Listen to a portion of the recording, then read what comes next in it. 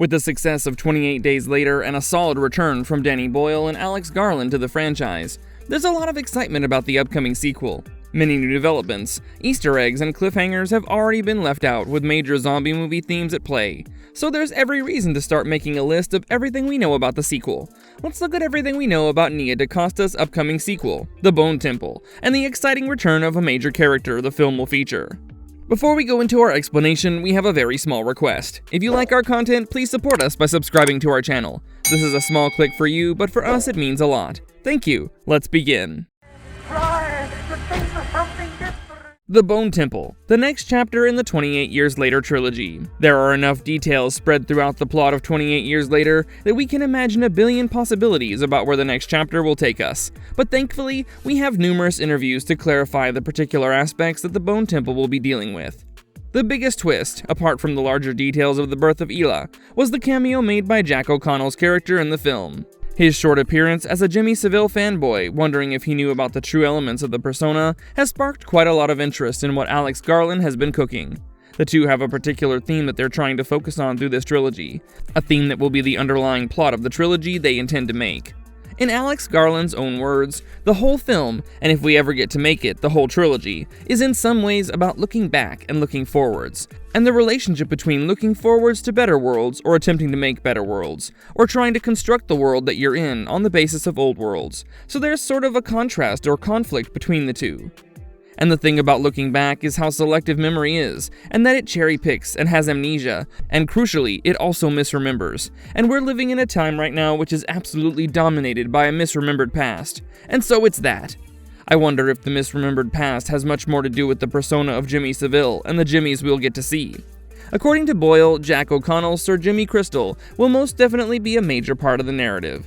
And that just points out that he'll probably be the primary antagonist.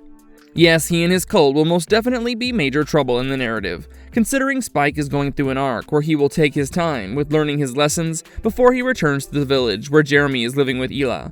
But none of that means that Hila will be overlooked in this sequel, considering her rebirth and the plot revolving around that might just be the franchise's future. You know what I'm talking about? The Cure! The film's title references the rather creepy structure made of the bones of the dead that Ralph Fiennes' Dr. Kelson has created in memory of those who have perished from the virus. So one thing is quite clear, we're definitely going to see more of the Doctor, but Fiennes himself has stated that the birth of Hila will be an essential part of the next film, and that just means that Spike and Kelson are supposed to keep a big secret, but that doesn't mean that we'll be entirely getting a major plot like that of the Lone Wolf and the Cub, something that has become quite common with the likes of The Last of Us and even The Mandalorian. Instead, Garland and Boyle might throw us a curveball and entirely take things elsewhere. Fiennes himself talked about the theme of the sequel by focusing on the scene on the train. As he mentioned, I can say that the themes that we touched on in the scene on the train, the moment of labor, the humanity, it's a critical moment in the life of a mother and child. The ultimate human moment is an infected woman who's giving birth to a baby who's not infected. The theme of innate humanity. Is it still alive in the soul, in the heart, in the mind of an infected person? Are they completely corrupted? Are they only rabid? Or is there the possibility of something human? It's still there. Meanwhile, talking about Jack O'Connell's Jimmy in the sequel, Boyle stated, "He's very good. He's quite a special actor. I've seen a rough cut of it. It's mad. It's absolutely mad. It's him and Ralph, really, with the big fella, the Samson character. And it's about the nature of evil, so it's quite hardcore. Yeah, it's good." So apart from these survivors and their entirely unique psyches, we'll also be getting an extended look at Samson, who might have been trying to get the baby from them. The arc of the Alphas and other aspects of these infecteds' behavior that have worked out due to their evolution remain to be explored. It will be interesting to see how that aspect grows and works into the other part of the plot itself. However, these characters already have a complex relationship, since Kelson is not entirely focused on killing Samson. However, there have been opportunities to do that, so it seems that just like Boyle, Kelson might be seeing more than anyone else about the Alpha infected. Actor Chi Lewis Perry, who plays Samson, has hinted at his chemistry as he mentioned. A lot of people will be put off by a person like Dr. Kelson, and Jamie even says that he's gone mad, but he's a complicated man in a very dire situation, and he's also very lonely. I think in Samson, he sees something that is probably more attractive than the humanity that's left, because this is something that's just operating off instinct. Not hatred or a dislike for people, it's just existing. I think there's a sort of innocence to it.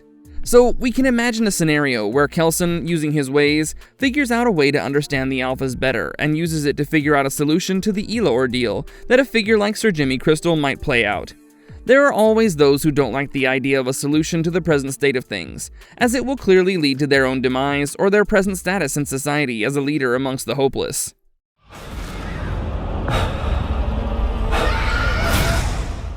The return of Jim, cast of the Bone Temple. Since it was announced that Garland and Boyle are coming to work together on the sequel to the franchise they created, fans expected some callback to the characters who established the state of the society in 28 Days Later to make a comeback. Why not 28 weeks later, you ask? Both have been quite clear about their disapproval of the film, and how it was made when the duo was busy with Sunshine. Cillian Murphy, who played Jim in the movie, was the very first character everyone expected to make a comeback, and with the actor's involvement as a producer, there was a clear chance of that, but 28 Days Later didn't hint at him at all. But now that we have the sequel and the details for the sequel are already out, based on some hints, we'll be seeing our Jim in the Sea of Jimmies. Though it's not clear what state the character has been in over this large period of time, we can expect either the worst or the best case scenario, because even though the virus might have left him out, the effects of the virus and downfall of society on the survivors hasn't been much nicer either. Fun fact, the film's movement coach, Toby Sedgwick, who's mainly responsible for representing the Alpha's physicality, was present in 2002's 28 Days Later, as the infected priest who has a momentary interaction with Cillian Murphy's Jim. Boyle has even indicated the amount of presence that Jim will have in the sequel, as he mentioned, and then Cillian appears at the end. There's a wonderful moment. Nia DaCosta brings back Cillian in a very clever way. Does that mean he'll be a major part of the third film, or will he be appearing just to give us another look at how much things have changed since the early days of the virus? We don't know yet. We also have Ralph Fiennes returning, along with his well-endowed new pal Samson, played by Chi Lewis Perry. Aaron Taylor Johnson is also set to return, and this time Jamie has a lot more responsibility with keeping Ela safe and looking for his son, who might have stumbled into the local legend that everyone fears. Yes, I'm referring to all the Jimmy scribblings that appeared in the film. The cult has probably made a name for itself, and Alfie William Spike might not yet have heard about them.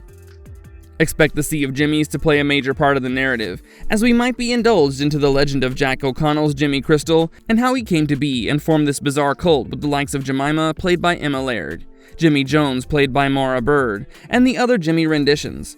It's funny, but it's striking enough for you to remember each and every one of them. How much can you play with the first name being Jimmy?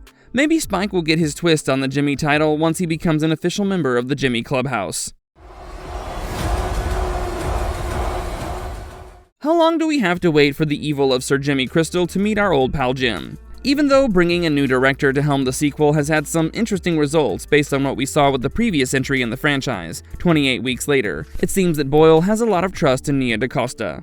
The director brought her spin to the Candyman reboot from 2021, which was good enough to prove that she can carry a responsibility like that. According to Boyle, I remember her saying, "I'm not going to make a Danny Boyle movie." She was absolutely clear about that, and she hasn't. She's made her own movie and it's very strong. I think probably because of her experience. She knows what she wants to do and how she wants to do it, and tells you up front.